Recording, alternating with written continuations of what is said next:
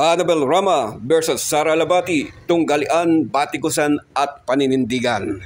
Marahil ay alam nyo na ang pinagdaraan ng sigalot ngayon ng ex-couple na si Richard Gutierrez at Sara Labati at ang tahasang pakikialam ng kanilang mga magulang. Nakakalungkot, di po ba?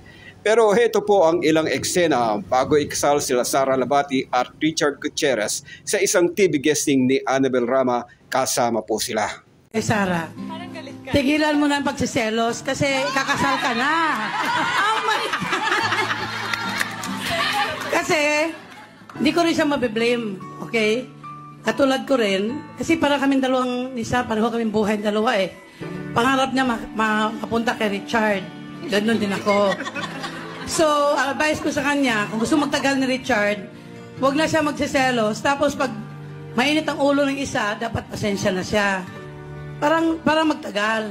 Huwag niya. Pero pagkaraan po ng mga ilang taon, eto na po ang eksena. Panoorin po ninyo. Nakikita mo naman, di ba? Nakikita mo naman, di kailangan magsalita pa, nakikita mo na yan. Di ba? Richard, trabaho ng trabaho, isa nag-uoldas ng pera. Yun naman nasabi ko dyan. Ito naman po ang patutsada ni Sara Labati. I'm okay with 299 pesos worth of engagement ring. Price doesn't matter as long as mahal ako ng asawa ko.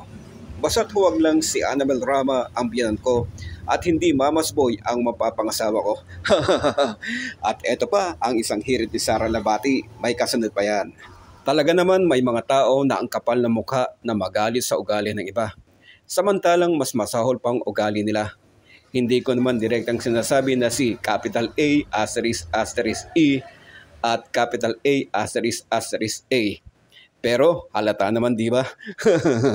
Ito po ang banda ni Sara Labati. Hay, ang gulo-gulo talaga sa Earth. Oo.